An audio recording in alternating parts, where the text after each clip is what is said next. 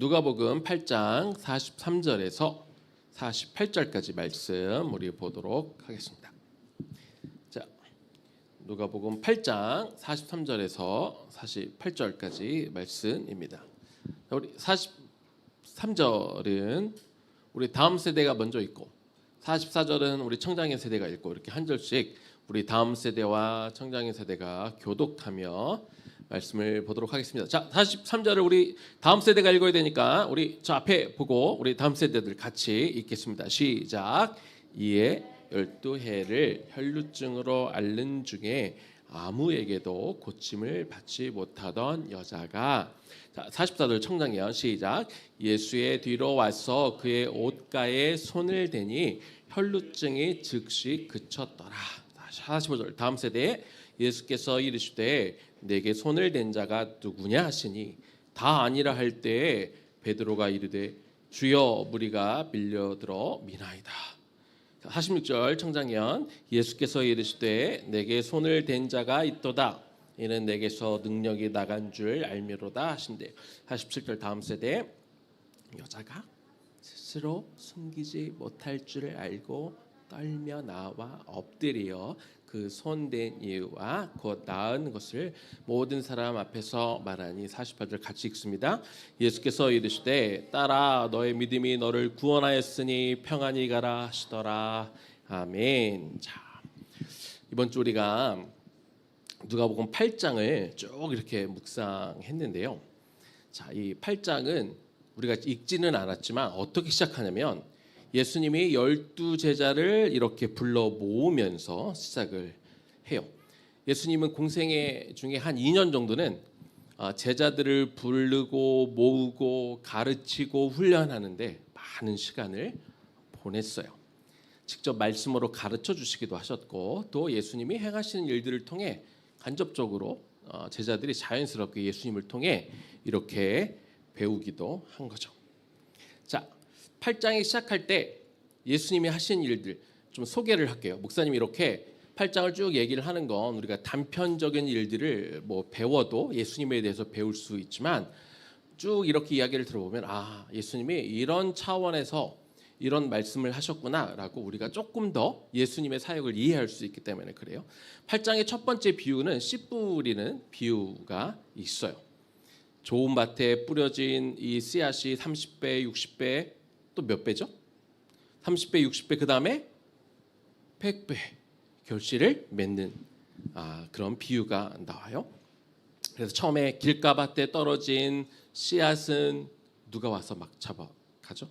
새들이 와서 이렇게 먹는 비유가 있었고, 돌밭은 이 돌이 있기 때문에 뿌리가 깊이 내려갈 수가 없는 그런 비유. 이거는 막 각종 염려와 마음의 근심이 많으면 믿음이 자라지 못한다는 그런 뜻이죠. 또 이 가시밭 비유가 그런 거예요.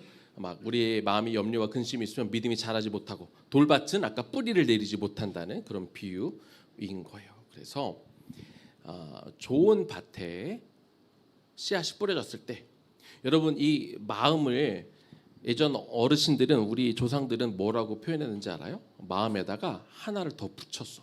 뭔지 알아요? 정우야 뭔지 알아? 마음에다가 하나를 더 단어를 붙였어. 마음 밭이라고 그랬어. 마음 밭이 좋아야 우리가 결실을 많이 맺는데, 자, 그래서 하나님 나라는 말씀을 잘 듣고 반응하는 사람만이 많은 열매를 맺는다. 오늘 한번 봅시다. 누가 이렇게 오늘 목사님 말씀이 아니죠. 하나님의 말씀을 잘 듣고 이 좋은 밭의 말씀을 새기는지 한번 보도록 하겠습니다. 자, 또 다른 비유가 있었는데 여러분 기억나요? 이게 화요일 날인가 수요일 날인가 말씀이었는데 등을 어디다 달아야 된다? 바닥에다 등을 두면 되나요? 등은 어디다 둬야 돼요? 등은 천장에다가, 등경이라고 돼 있는데 천장에다가 두어야 된다. 그 이야기는 뭐냐면 천장에다 두어야 빛을 모든 사람에 비추는 것처럼 하나님의 말씀 그리고 하나님의 나라, 이거는 자기만 알고 있으면 되는 게 아니라 다른 사람들에게 다 알려주고 모든 사람이 누리게 해야 된다. 그 이야기를 예수님이 비유로 해 주셨어요. 자, 그 다음에는 예수님이 제자들과 배를 타고 이동을 하는데 뭐가 일었지? 막 풍랑이 막 일었어요. 근데 예수님이 풍랑을 향해 어떻게 했어? 너 잠잠해라 그러셨나? 아니지. 잠잠하라 라고 이렇게 풍랑을 꾸짖으셨다고 그렇게 기록이 되어 있어요. 그러면서 풍랑이 막 일어나니까 그 당시 예수님은 뭐 하고 계셨어요? 풍랑이 막 일어날 때 이렇게 예수님은 그렇지 풍랑이 있는데 주무시고 계셨어. 어떻게 풍랑이 있는데 주무고 계셨을까? 그러니까 예수님이지. 목사님 같았으면 막 간이 콩알만해져 갖고 막 그랬을 텐데 제자들이 그랬어. 제자들이 막 무서워가지고 떨고 예수님 막 깨우고 살려달라고 막 그러니까 예수님이 뭐라 그랬을까? 제자들에게 너희는 왜 무엇이 없느냐? 믿음이 없느냐?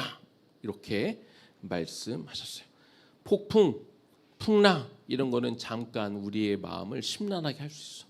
두렵게 만들 수 있어요. 그러나 그럴 때 우리가 누구를 바라봐야 된다? 풍랑이 칠 때 하나님께 우리 시선을 고정하면 우리가 그걸 이겨낼 수 있어요. 그리고 그런 시기를 겪으면 또 다른 말로 하면 그것이 기회가 될 수 있어. 무슨 기회? 하나님의 놀라운 일들을 경험할 수 있는 기회가 되기도 해요. 그래서 위기는 곧 기회가 될 수도 있는 거죠. 또 하나님이 뭘 보여주시느냐?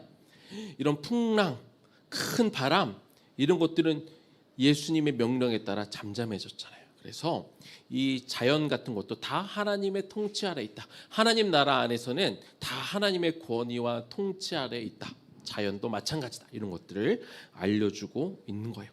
그 다음 지역엔 좀 무서운 얘기예요. 거라사 지역에 거기 누가 있었죠?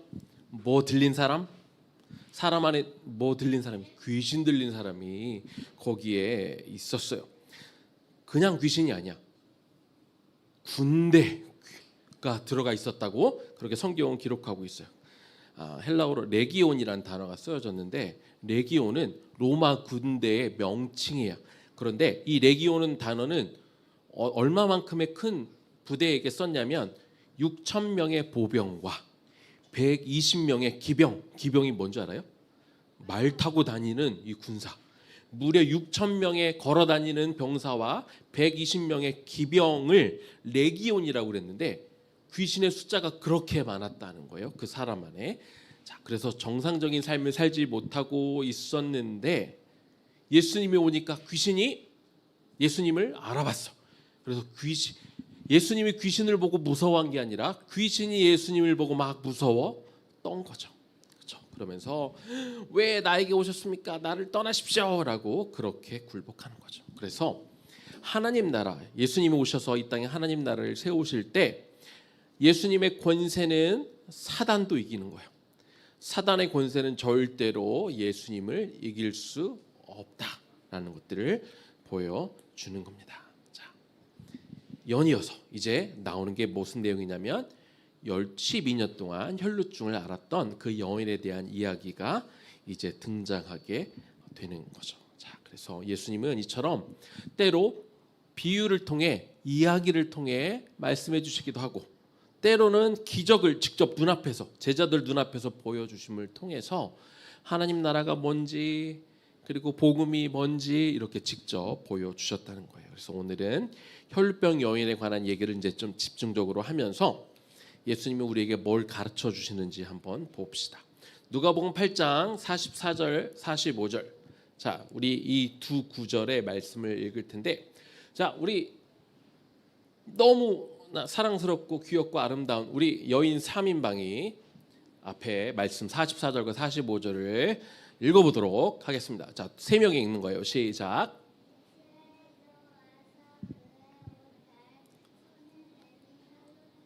즉시 그쳤더라.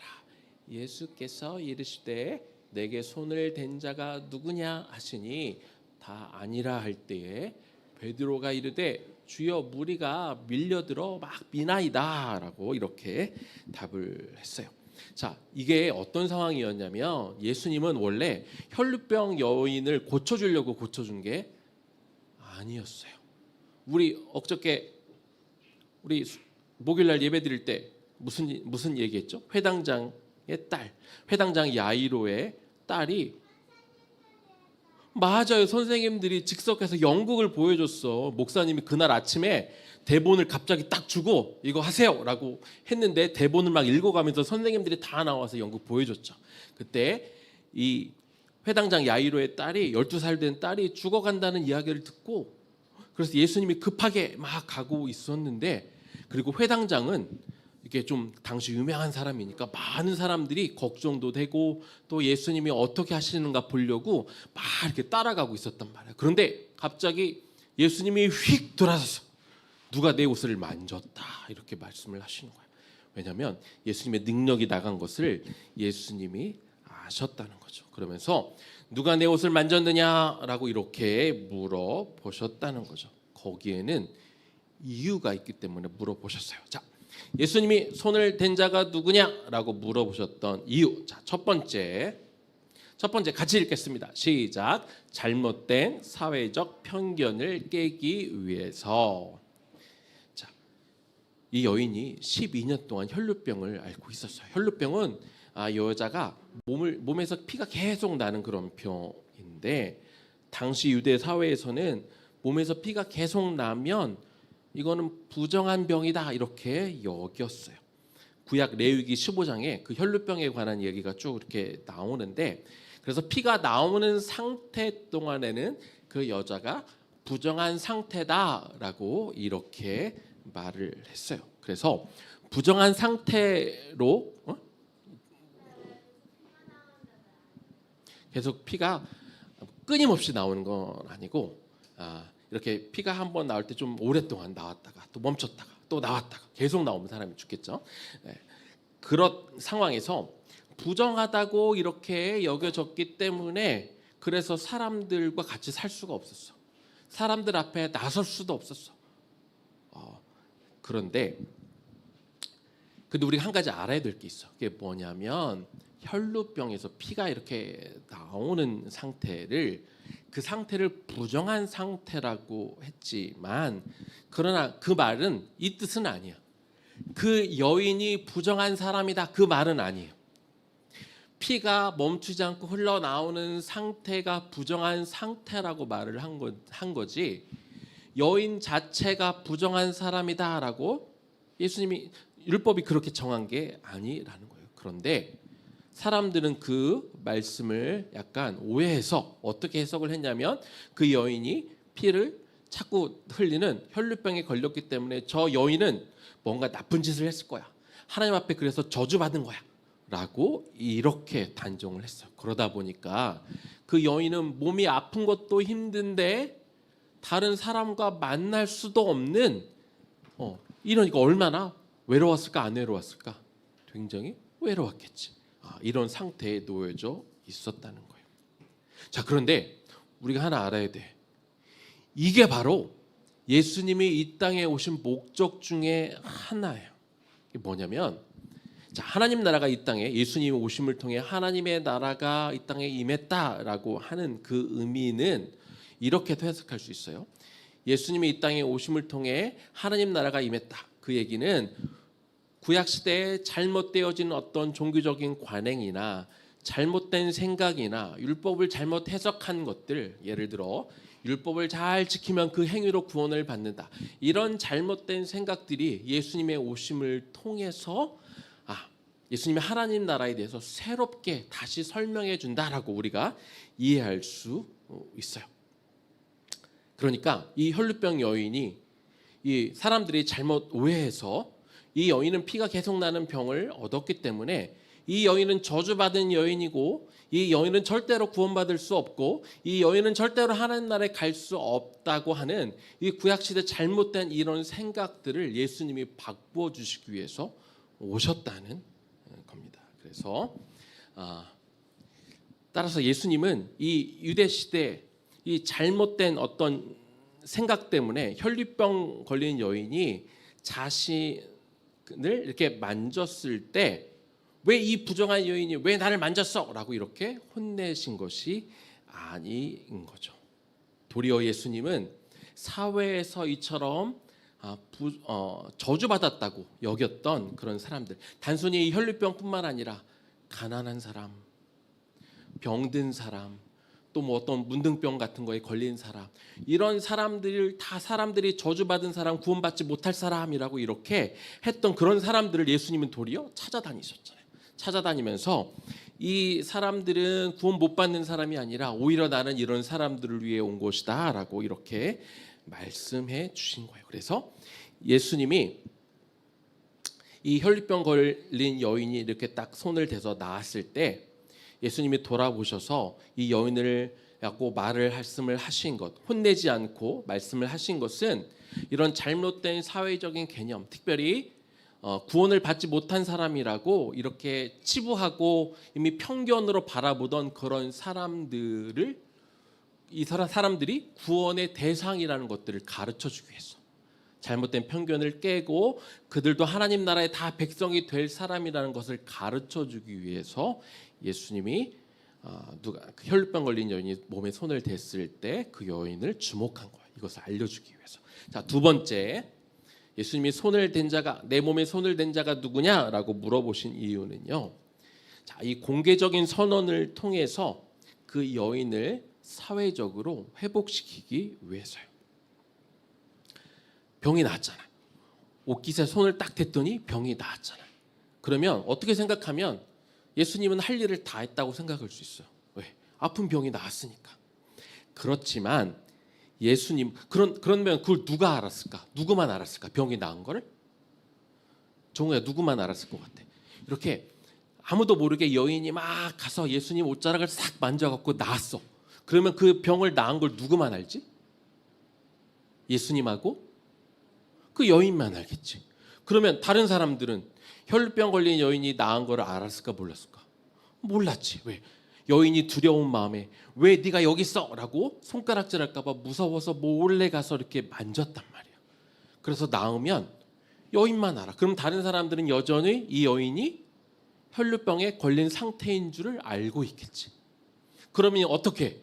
여전히 그 여인은 병이 나았음에도 불구하고 사회에 돌아갈 수가 없어. 사람들을 여전히 만날 수가 없는 거죠. 그래서 예수님은 그 여인의 병이 나았을 때 딱 돌아봐서 이 여인을 가리켜서 병이 나았다라고 말씀해 주심을 통해서 사회적으로 격리당하고 있던 그 여인, 그래서 마음이 너무나 힘들고 병 때문에도 마음이 아프고 힘들지만 세상과 완전 단절된 상태에 놓여져 있는 그 여인이 다시 사람들과 교제하고 다시 만날 수 있도록 그렇게 해주시기 위해서 예수님이 이렇게 누가 내 몸에 손을 댔느냐라고 물어보고 이 여인이 회복됐음을 사람들에게 다 알려주기 위해서 그렇게 하신 거예요. 자, 세 번째, 예수님이 손을 댄 자가 누구냐 물어보신 세 번째 이유는 예수님과 인격적인 만남을 가지기 위해서 그렇게 하신 거예요. 아까도 말했지만 이렇게 와가지고 옷만 살짝 하고 가면 그 병은 나았겠죠. 대신 여인이 예수님과 만나서 얘기할 기회는 없었을 거야. 그렇지? 더군다나 지금 예수님은 그 야이로의 딸이 지금 죽어간다는 얘기를 듣고 급하게 가던 상황이었기 때문에 예수님이 돌아보지 않고 그 여인에게 말을 걸지 않았으면 여인과 예수님이 말할 기회가 전혀 없었던 거예요. 병은 나았을지는 모르지만. 그런데 중요한 건, 자, 예수님이 이렇게 그 여인을 향해 딸아, 네가 구원을 얻었다라고 이렇게 따뜻하게 말씀해 주시고, 또 사람들 앞에서 이 여인이 병이 나았음을 선포해 주심으로 그녀가 이제 사회로 돌아갈 수 있도록 이렇게 해주셨다고 그랬잖아요. 그러면 그 여인이 예수님에 대해서 어떤 생각을 가졌을까? 얼마나 고맙겠어. 얼마나 감사하겠어. 물론 이제 그 여인이 예수님에 대한 믿음이 있었기 때문에 만지기도 했지만 그 과정을 통해서 그 여인은 예수님을 더 어떻게 하게 됐을까? 예수님을 더 신뢰하게 됐겠지. 그래서 그냥 병만 낫고 끝난 게 아니라 그 이후로 비록 그 여인이 예수님을 다시 만났는지 안 만났는지 알 수는 없지만, 그 이후로 또 대화를 했는지 알 수는 없지만, 그러면 예수님이 어디선가 가르칠 때 여인이 어떻게 했을까? 또 막 가서 예수님을 직접 만나지는 않았어도 가르침을 들었겠지. 그렇죠? 예수님이 어떤 기적을 행했을 때 저분이 나한테도 내 병을 다 고쳐주셨던 분이지라고 하면서 예수님의 가르침 이런 것들을 들으려고 하고, 그렇지? 예수님이 앞으로 하시는 그 일들을 기대하고 응원하고 이러면서 예수님과의 만남, 이 인격적인 만남이 이루어진 거야. 계속 비록 만나지는 못했다 할지라도 예수님이 전해주신 그 말씀을 들으려고 하고 말씀대로 살으려고 하고 하는 그런 인격적인 만남. 그래서 뭘 의미해? 요즘에도 우리도 예수님과 인격적인 만남을 해야 된다고 하는데, 그거는 꼭 이렇게 1대1로 예수님하고 나하고 만나야 만나는 것이 아니라, 내가 예수님의 그 말씀을 내가 듣고 묵상하고 나는 그러면 이 말씀대로 어떻게 살아야 되지 고민하고 살아갈 때, 그때 그것이 예수님과 나 사이의 인격적인 만남이 되는 거예요. 그래서 예수님은 그냥 일회성 병을 고쳐주기 위해서가 아니라 그 여인이 계속해서 예수님의 말씀을 듣고 그 말씀대로 따라 살게 하기 위해서 그런 만남을 가지신 거예요. 자, 네 번째, 예수님이 손을 댄 자가 누구냐라고 물어보신 이유는 치유의 궁극적인 목적은 구원에 있다는 것을 가르쳐주기 위해서예요. 혈루병 걸린 여인이 병이 나았어. 그런데 예수님이 뭐라 그랬어요? 네 병이 다 나았다 그랬어요? 아니에요. 그때 누가 예수님 역할을 했지? 우리 지윤 선생님이 그랬어. 지윤 선생님이 예수님 역할을 하면 이렇게 말씀하셨을 거야. 네 병이 다 나았다라고 하지 않고 뭘 받았다고 그랬죠? 예수님 구원을 받았다. 이렇게 우리 지윤 선생님이 예수님 역할을 하면서 여러분에게 그렇게 말씀해 주었어요. 여기서 구원하다라는 단어가 헬라어 소조라는 단어가 쓰였는데, 이 단어는 치유되었다, 병이 나았다라는 말과 함께 또 영적으로 구원을 얻었다, 이 두 가지를 다 포함하는 그런 단어예요. 그래서 예수님은 그 여인이 자기의 옷자락에 손을 댔을 때 그 병만 치유해 주신 것이 아니라 그녀가 구원을 받았다라고 이렇게 선포했고, 그렇게 선포했던 이유는 그녀의 믿음 때문에.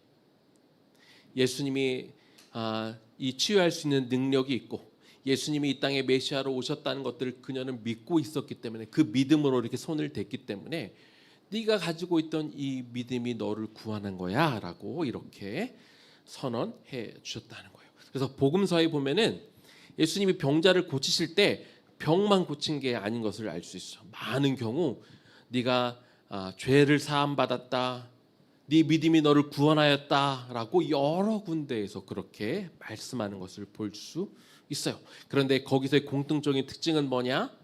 다 아팠던 사람들이 다 예수님을 믿음으로 고백하고 그분이 나의 병을 치유할 수 있는 분으로 다 그런 믿을 수 있는 그런 믿음을 고백한 사람이라는 것들을 우리가 알 수 있는 거죠. 그래서 예수님은 이 치유의 과정을 통해 뭘 가르쳐 주시냐면, 기적, 병을 낫는 그것 자체가 목적이 아니라 예수님의 궁극적인 목적은 그들이 구원받게 하는 것, 그들의 영혼이 구원받게 하는 것, 이것이 궁극적인 목적이라는 것을 분명하게 보여주셨어요.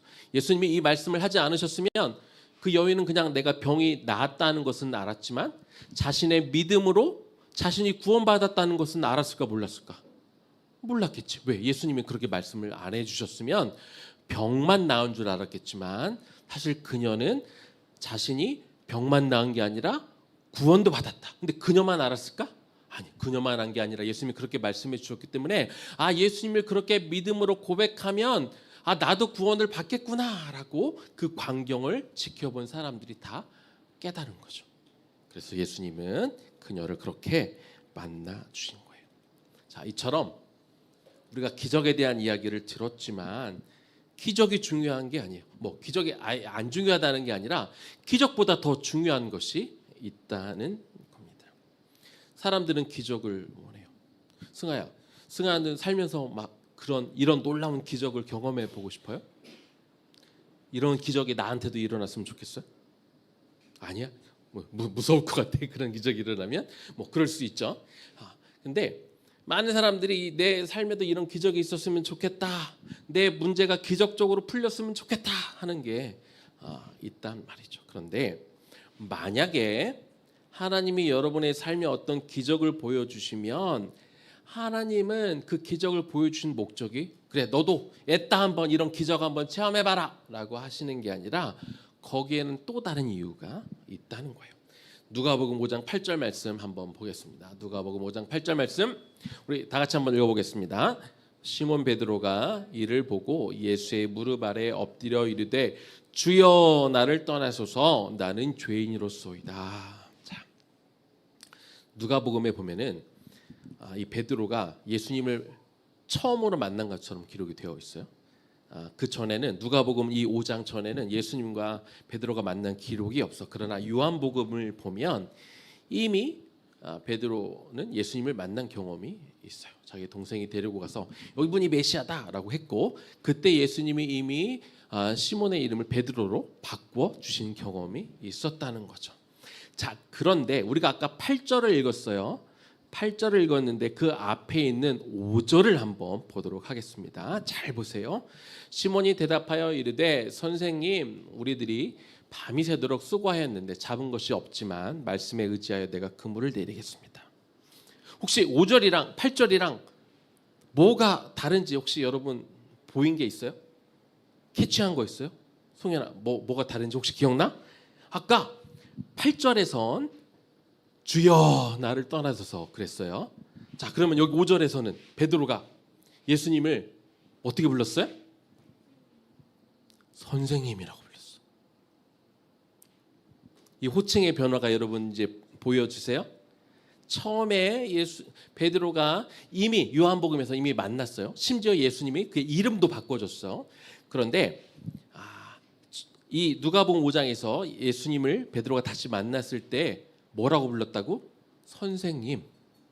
다시 말하면 랍비, 그 당시 용어로 하면 이 정도로 불렀다는 거예요. 그런데 이 전혀 물고기가 잡히지 않는 시간과 장소에서 물고기가 엄청 잡히고 나니까 선생님하고 불렀던 호칭이 어떻게 바뀌었다? 주여라고 바뀌었단 말이에요. 자, 이게 굉장히 중요한 의미를 담고 있어요.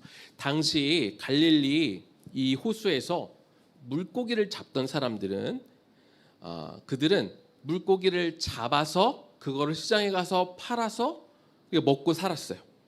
그러니까 가난한 어부들이 많았다는 거예요. 자, 그런데 전날 밤 물고기가 한 마리도 안 잡혔어. 그럼 어떻게 해야 돼? 이제 그날 밤에 이제 그날 집으로 가면 물고기를 팔 물고기도 없고 빈손으로 가면 우리 식구들은 어떻게 해야 돼? 이제 손가락만 빨아야 돼. 그런 상황이었단 말이에요.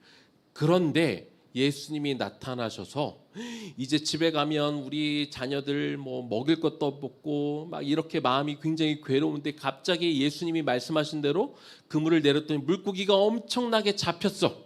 송현아, 그러면 베드로가 얼마나 되게 기뻤겠지. 그리고 물고기를 보면서 무슨 생각을 했을까? 행복하다. 행복하다. 저 물고기가 도대체 몇 마리일까? 저 물고기를 갖다가 시장에 팔면 얼마의 돈을 받을 수 있을까? 라고 생각하기 쉬웠겠지. 그런데 베드로는 잡힌 물고기를 본 게 아니었어요.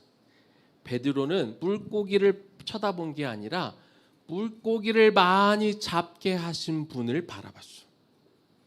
누구야? 그분이 예수님. 베드로는 그 기적을 주목한 게 아니라 그 기적을 일으키신 분을 주목한 거예요.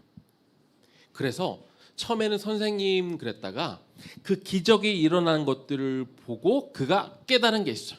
뭐냐? 내가 선생님이라고 했던 이분이 알고 보니까 누구였다?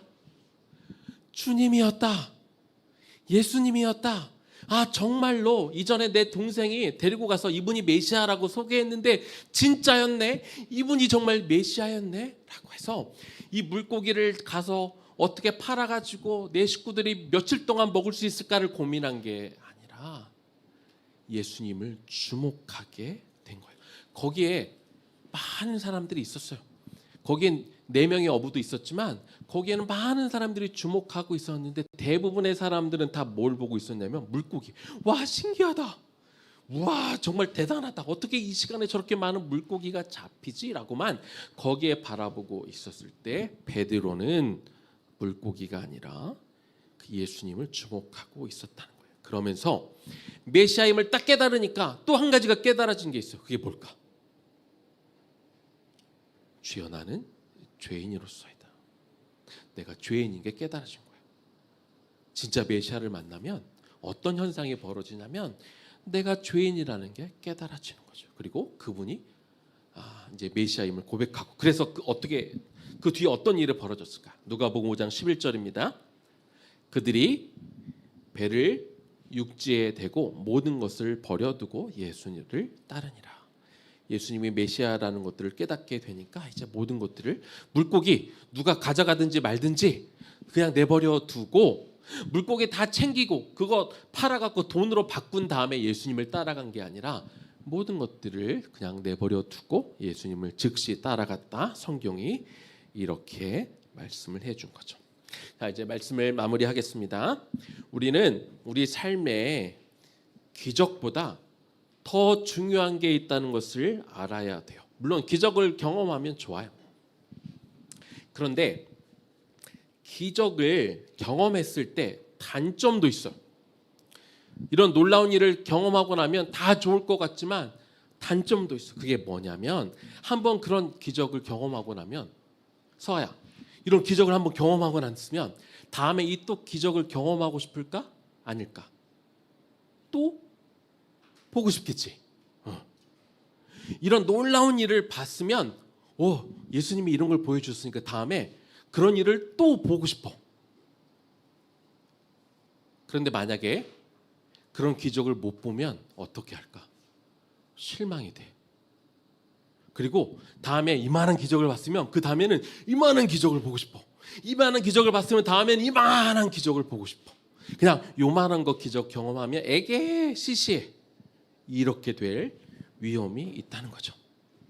그런 기적이 내 삶에 계속해서 일어나지 않으면 예수님이 나를 별로 안 좋아하는 것 같고, 예수님이 더 이상 나를 사랑하지 않는 것 같고, 자꾸 예수님 저 신비한 것 좀 보여주세요, 막 특별한 일, 아주 놀라운 일, 이런 것만 찾으러 다닐 위험도 있다는 겁니다.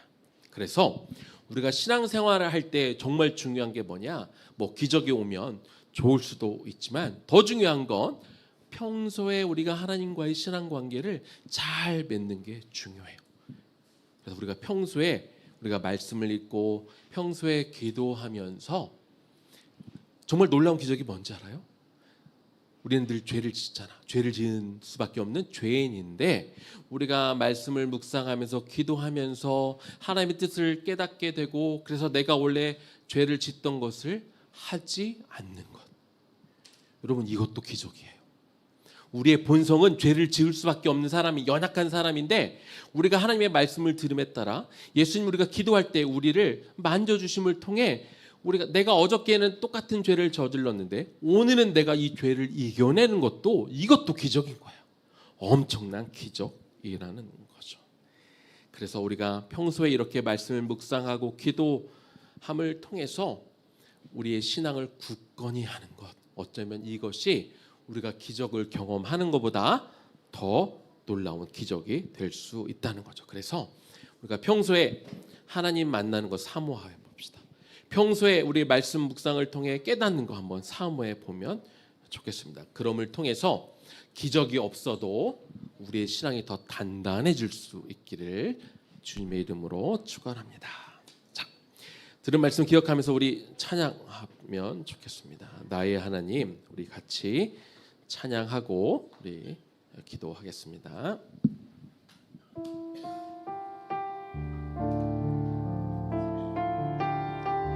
나의 사랑, 우리 같이 찬양할게요.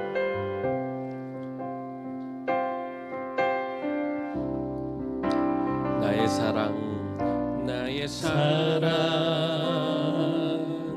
너는 어여쁘고 참 귀하다.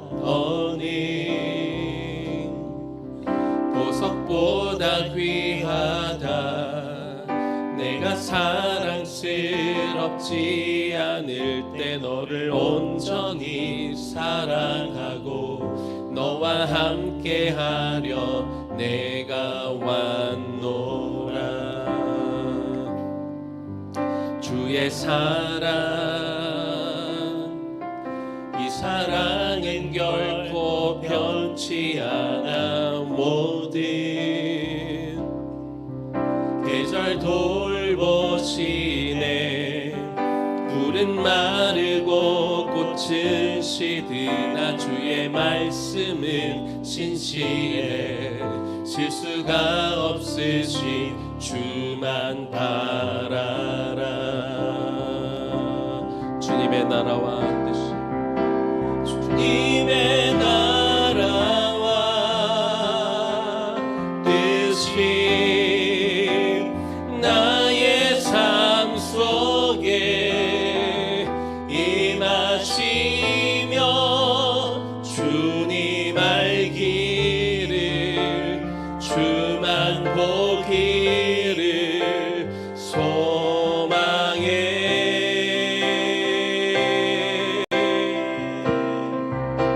거룩히 살아갈 힘과 두려움 없는 믿음 주신 나의 하나님, 완전한 사랑 찬양해. 자, 우리 이 시간에는 늘 우리 하듯이 우리 엄마 혹은 아빠에게 한번 가보시고, 금요일 날 엄마 아빠가 또 있죠. 네, 금요일만 저녁만 엄마 아빠에게 한번 또 가봅시다. 그래서 우리 같이 이렇게 우리 가족별로 한번 기도하면 좋겠습니다. 하나님, 내 삶에 그런 놀라운 기적, 뭐 병이 낫는 기적, 풍랑이 잠잠해지는 기적을 보는 것도 좋겠지만, 하나님, 저는 또 다른 기적을 보고 싶어요. 하나님의 말씀이 늘 내 안에 들어오고, 그래서 그 말씀을 통해 하나님의 음성을 듣고, 그래서 내가 어떤 상황에 몰려와도 흔들리지 않는 그런 믿음을 갖기를 원해요. 하나님, 나에게 그런 기적을 주겠어요. 내가 예수를 믿기 때문에 언젠가 내 욕심이 막 사라지고 나쁜 마음이 어느덧 내 마음에서 사라지는 그런 놀라운 기적이 내 삶 가운데 일어나기를 원하오니 하나님, 내 마음을 다스리고 통치해 주세요라고 우리 가족끼리 같이 한번 기도하겠습니다. 하나님, 이 시간 기도합니다. 하나님, 우리가 정말 이 시대에 필요한 기적을 경험하기를 소망합니다. 하나님, 우리에게 기적을 보여주십시오. 하나님, 우리가 기적을 경험할 수 있기를 소망합니다. 아버지 하나님, 예수님 시대에 많은 기적이 있었습니다. 그렇지만 수많은 기적을 보고도 많은 사람들이 예수님을 거부했습니다. 기적은 엄청난 일이었지만 예수님이 죽은 자를 살리기도 하고, 예수님이 많은 사람을 배부르게 먹이시기도 하고, 아픈 사람을 고치시기도 하고, 귀신 들린 사람을 고치기도 했습니다. 그러나 결국 많은 이들이 예수님을 부인하고 예수님을 떠나는 것들을 바라봅니다. 그런 기적들은 일시적으로 우리의 마음을 잠시 움직일 수 있지만, 그러나 그것이 전부가 아닙니다. 그래서 주님, 우리가 일상 가운데 날마다 말씀을 통해 주님의 음성을 듣는 기적을 경험하기를 원합니다. 우리가 말씀을 들을 때 깨달을 수 있는 기적을 경험하기를 원합니다. 우리가 기도 가운데 성령께서 나를 통해 말씀하신 것들을 들을 수 있는 그런 기적을 경험하기를 원합니다. 하나님, 내 삶이 바뀌어가는 기적을 경험하기를 원합니다. 하나님, 내 생각이 바뀌는 하나님 기적을 경험하기를 원합니다. 내 안에 들어있던 욕심이 사라지는 기적을 경험하기를 원합니다. 누군가를 미워하고 원수같이 여겼던 그 마음이 눈 녹듯이 사라지는 그런 기적을 경험하게 하여 주옵소서. 주님의 말씀으로 경험하게 하여 주시고, 우리가 기도 가운데 이것들을 경험함을 통해서 어떤 상황을 만나든지 말씀이 내 안에 있고 내가 기도 가운데 거하기 때문에 정말 내 삶과 인격이 바뀌어가는 놀라운 기적을 경험할 수 있는 우리 모두 되게 해주세요. 예수님 이름으로 기도 올려드립니다. 아멘. 아멘. 감사합니다. 우리 다음 세대는 우리 사무엘 목사님과 함께 우리 유치부실로 가서 또 모임 갔다가 또 25분에 오도록 하겠습니다. 우리 청장의 세대는 우리 계속 기도하면 좋겠습니다. 우리 계속 기도할 때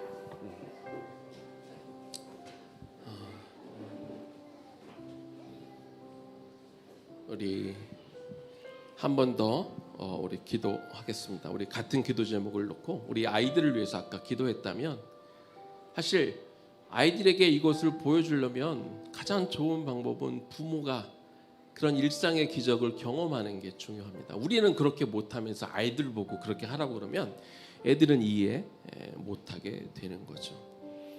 우리 삶이 정말 기적적으로 해결되어야 될 문제들이 있겠지만 더 놀라운 기적은 우리가 말씀에 반응하는 거죠. 우리의 인격이 예수님을 닮아가는 겁니다.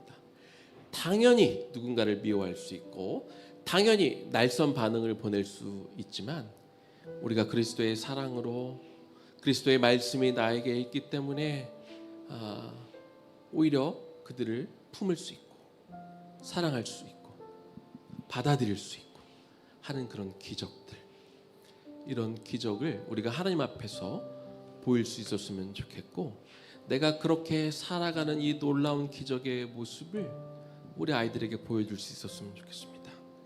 우리 아이가 달라졌어요 라는 프로그램도 있지만 우리 아이들이 보기에 우리 부모가 달라졌네, 말씀을 늘 읽는 것 같더니 늘 기도하시는 것 같더니 우리 엄마의 말이 달라졌네, 태도가 달라졌네, 행동이 달라졌네, 결정하는 게 달라졌네 라고 할 수 있을 만한 그런 일상에서의 그런 작은 기적들이 하나님 내 안에 일어나기를 소망합니다. 그 마음으로 우리 주님 앞에 올려드리며 기도하겠습니다. 하나님, 이 시간 기도합니다. 하나님 기도합니다. 주님, 우리가 일상의 삶 가운데 그런 소소한 작은 기적들을 경험할 수 있기를 원합니다. 큰 기적이 아니어도 좋습니다. 내 눈앞에서 풍랑이 잠잠해지는 기적을 못 봐도 괜찮습니다. 내 눈앞에서 죽은 자가 살아나는 기적을 경험하지 못해도 좋습니다. 내가 급한 이 병에서 회복되지 못해도 좋습니다. 그러나 하나님, 내 인격이 변화되어지는 기적을 경험하기를 원합니다. 내 안에 악한 마음이 사라지는, 헛된 욕심들이 없어지는, 저거 없으면 정말 죽을 것 같이 힘들었던 그 마음이 어느 순간 이런 것들이 사라지고 녹아 없어지는 그런 기적을 우리가 경험할 수 있기를 원합니다. 하나님, 그 경험을 내가 경험할 수 있기를 원하고, 하나님, 이런 변화되어진 나의 모습과 나의 인품과 하나님 나의 언어와 나의 태도가 우리 아이들에게도 비춰지기를 원합니다. 그래서 우리 엄마가 달라졌어요. 우리 아빠가 정말로 달라졌어요. 그가 기도하더니 말씀을 읽더니 하나님, 우리 엄마 아빠가 모습이 달라진 것을 우리 아이들이 느낄 만한 그런 기적이 우리 매일의 삶 가운데 이루어지기를 소망합니다. 그러기 위해서 우리가 말씀을 읽을 때마다 주님의 음성이 내 귀에 들리기를 원합니다. 주여, 당신의 그 말씀이 내 안에 온전히 심겨지기를 소망합니다.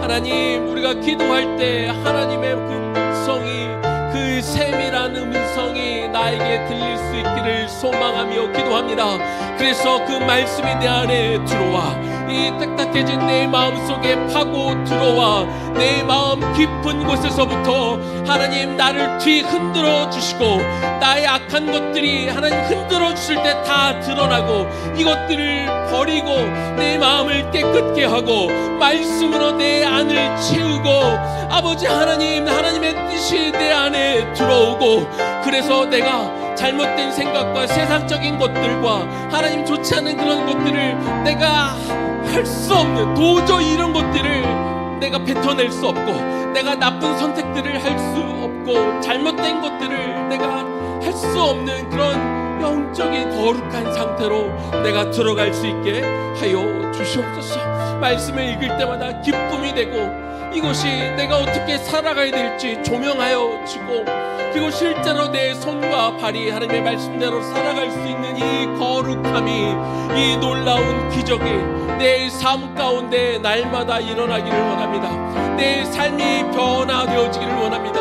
내 인격이 바뀌어지기를 원합니다. 정말 예수 그리스도를 닮은 그 모습으로 우리가 세워지게 하여 주시옵시고, 정말 주님의 그 모습대로 바뀜을, 내가 바뀐 것을 나만 아는 것이 아니라 다른 사람들이 알게 하여 주옵소서.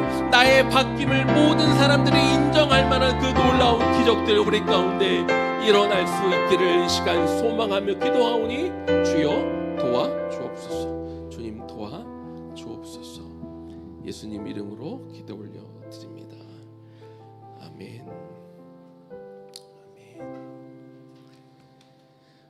내 모든 상황, 혹시 잘 모를 수 있는 찬양일 수도 있는데 한번 같이 찬양하고 또 말씀의 이 찬양에 따라 또 우리가 같이 기도하면 좋겠습니다.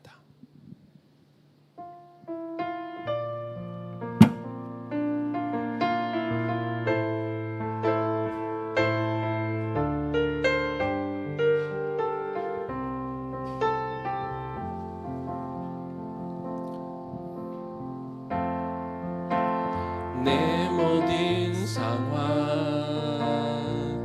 나를 괴롭게 할 때 나의 주여 잠잠하라 하소서. 절망의 파도 주를 원망케 할 때 나의 주여 잠잠하라 하소서. 내 모든 상황 나를 괴롭게 할 때 나의 주여 잠잠하라 하소서. 절망의 파도 주를 원망케 할 때 나의 주여 잠잠하라 하소서. 잠잠하라 잠잠하라. 믿음이 없는 자처럼 어찌하여 잠잠하라 잠잠하라. 절망을 주는 파도는 잠잠할지어다. 우리 한 번 더 찬양할까요? 내 모든 상황, 내 모든 상황 나를 괴롭게 할 때 나의 주여 잠잠하라 하소서. 절망의 파도 주를 원망케 할 때 나의 주여 잠잠하라 하소서. 내 모든 상황 나를 괴롭게 할 때 나의 주여 잠잠하라 하소서. 절망의 파도 주를 원망케 할 때 나의 주여 잠잠하라 하소서. 잠잠하라 잠잠하라. 믿음이 없는 자처럼 어찌하여 잠잠하라 잠잠하라. 절망을 주는 파도는 잠잠할지어다. 잠잠하라 잠잠하라 잠잠하라. 믿음이 없는 자처럼 믿음이 없는 자처럼 어찌하여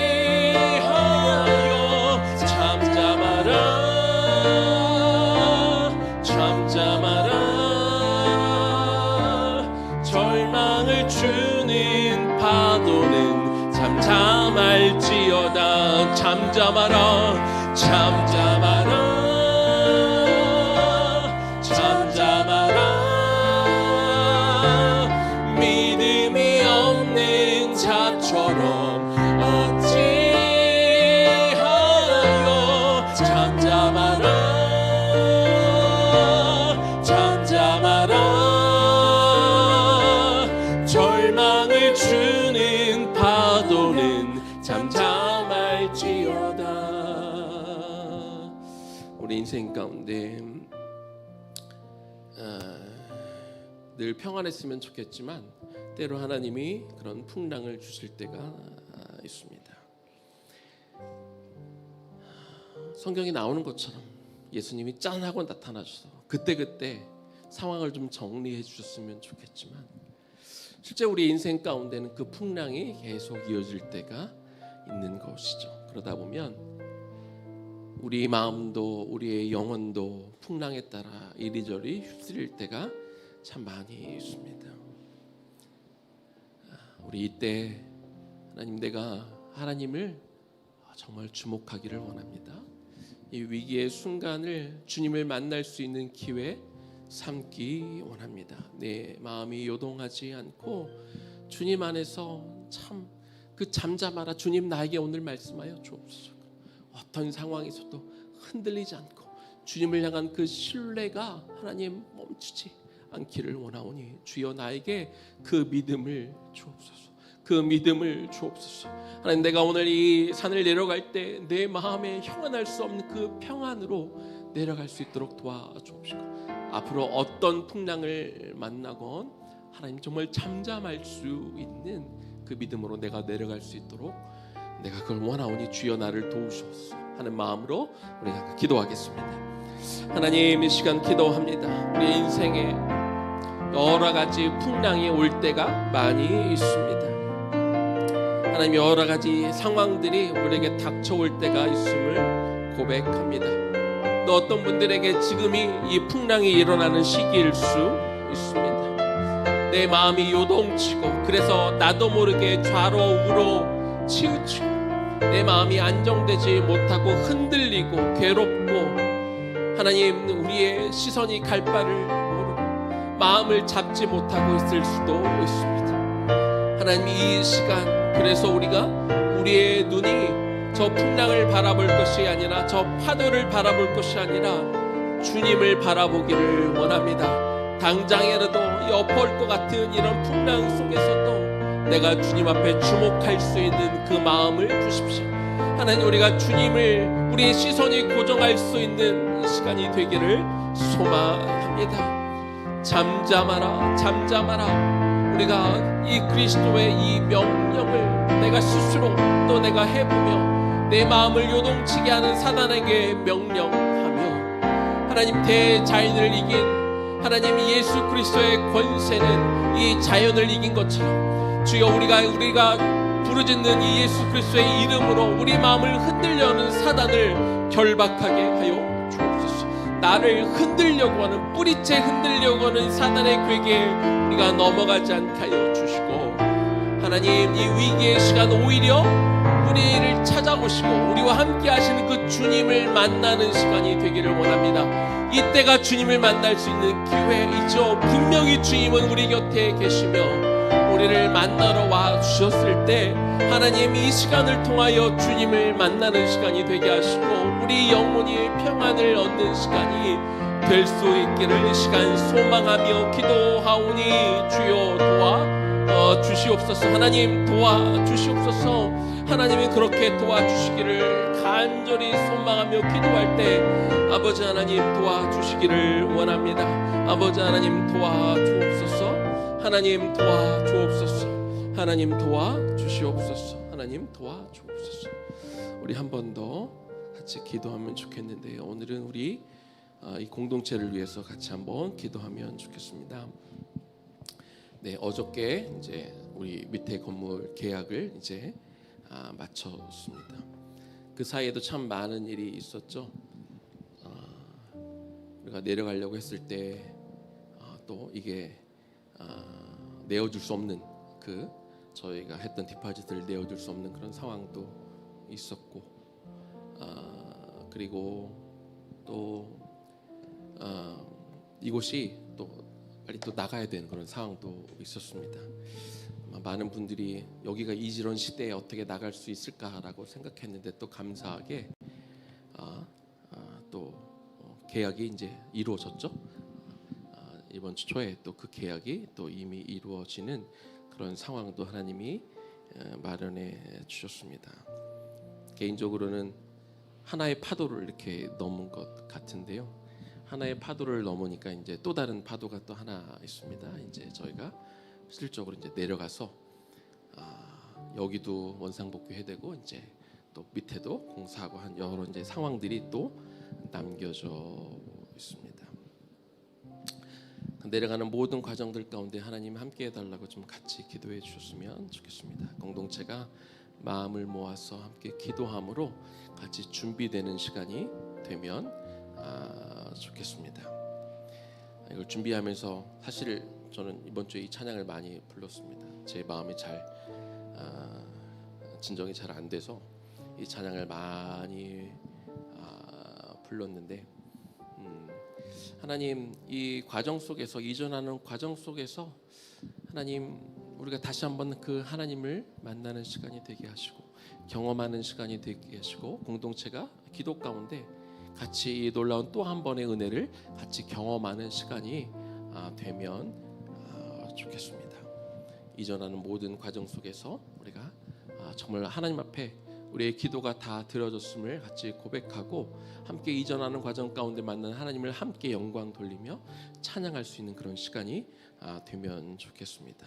하나님 앞에 이전 과정들을 주 앞에 좀 올려드리고 같이 기도하면 좋겠습니다. 기도하겠습니다.